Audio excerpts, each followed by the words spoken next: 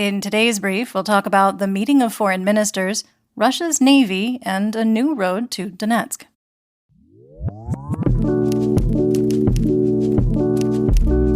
I'm Linnea, and today is Tuesday, October 3rd, 2023. You're listening to the Ukraine War Brief podcast, where we bring you up to speed on the war in Ukraine in about 20 minutes or less. Let's get started with some quick housekeeping. We're raising funds to buy pillows for soldiers at the Vinicky Rehab Center our team visited yesterday. If you'd like to donate, we've included a link in the description. Now the news from the front.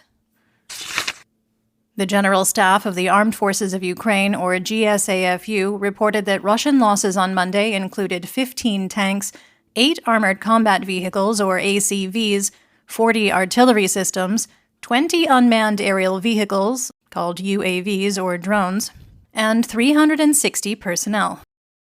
In the Eastern Theater of Operations, Ukrainian forces have been conducting precision artillery strikes on Russian positions and equipment behind the front line near Bakhmut in Donetsk Oblast to degrade Russian defensive positions in preparation for a major offensive operation to retake Bakhmut, according to the GSAFU. In the Southern Theater of Operations, the Institute for the Study of War, or ISW, reported that the situation south of Robotine in Zaporizhia Oblast is fluid, with Russian forces conducting counterattacks in the area and some tactically significant field fortifications changing hands several times over the last few weeks. Geolocated footage posted on Saturday shows Ukrainian forces trying to enter a trench system just south of Robotine near the T-0408 highway, a trench system that had been at least partially occupied by Ukrainian forces 2 weeks earlier. According to the GSAFU, Russian forces attempted to advance towards Novodarivka near the border between Zaporizhia and Donetsk oblasts, but were unsuccessful. In the Black Sea, UK Ministry of Defense Intelligence reported that Russia is ramping up the involvement of naval aviation in an effort to maintain control, with BE-12 male amphibious aircraft and Su-24 fighter jets playing a major role. With BE-12 male amphibious aircraft and Su-24 fighter jets playing a major role. On the home front, Russian forces attacked the city of Kherson with an S-300 anti-aircraft missile, striking a transportation company and injuring 4 people, including 2 policemen. Ukrainian Minister of Internal Affairs Ihor Klimenko reported that a civilian who was severely injured in the attack was rescued by Rapid Operational Response Unit, or CORD, Special Forces troops, and transported to the hospital, though his condition remains critical. At the time of recording, one of the injured policemen, who had been reported to be at the hospital in extremely critical condition, did not survive. In the temporarily occupied territories, satellite imagery indicates that Russia is apparently building a new road between occupied Mariupol in eastern Donetsk Oblast and Rostov-on-Don in Russia. A quick thought: Russia doesn't seem to be too confident in their ability to maintain supply lines through occupied Crimea, which I guess is fair, considering the bridges keep getting blown up. Speaking of blowing up, let's talk about the Russian Federation. Ukrainian military intelligence announced yesterday that 3 of the 4 drones launched at Smolensk over the weekend struck the Smolensk aviation plant, resulting in significant damage. The plant is used to produce Kh-59 cruise missiles, which have a range of up to 280 kilometers and are commonly used in attacks against eastern and southern Ukraine, but the damage is reportedly bad enough to disrupt production. Private Military Company, or PMC Wagner Group, is a hot mess these days after the death, or assassination, of their leader, Yevgeny Prigozhin. Mercenaries are split up across several countries, with a presence in the Central African Republic, Libya, Mali, of course, Belarus, among other places, without a clear leader.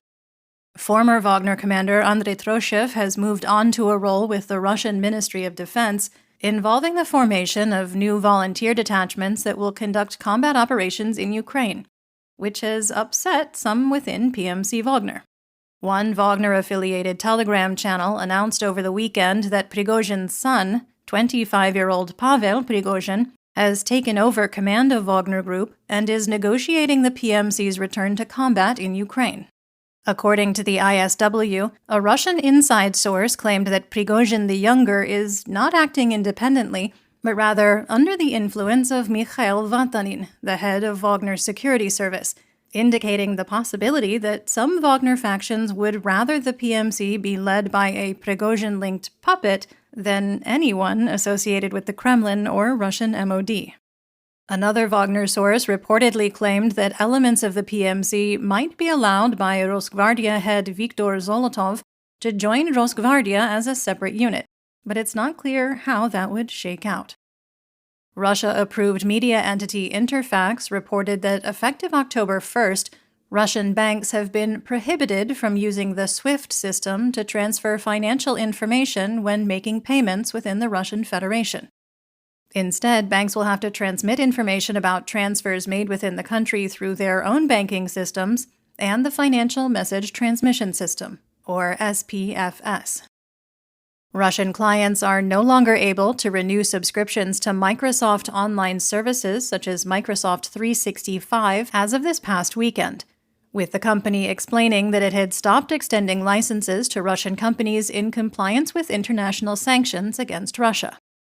Microsoft suspended sales of new products and services in Russia back in March 2022.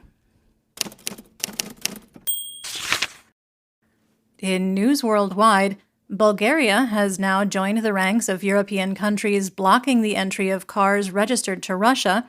Trucks are already banned.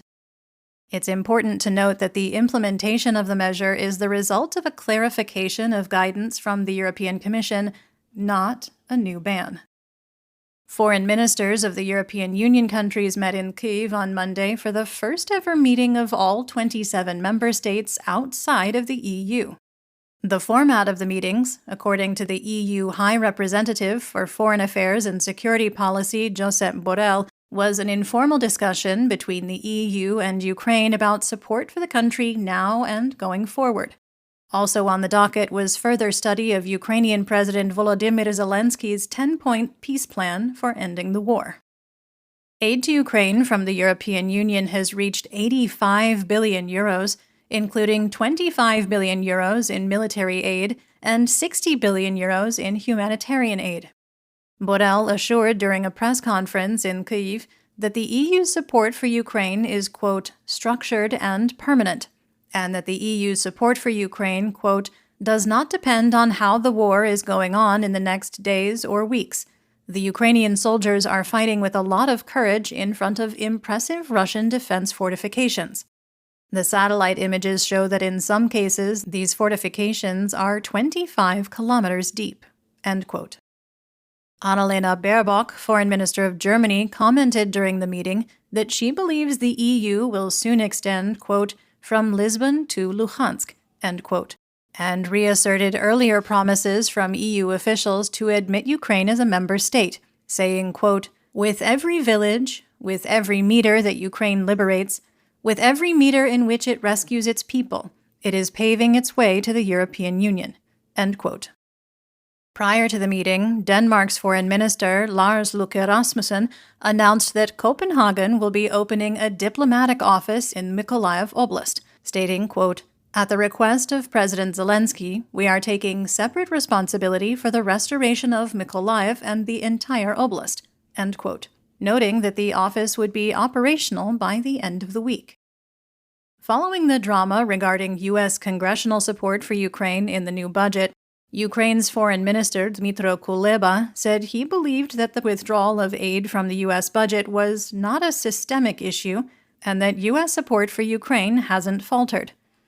Kuleba isn't taking any chances, though, adding, quote, but we are now working with both sides of Congress so that it does not happen again, under any circumstances, end quote.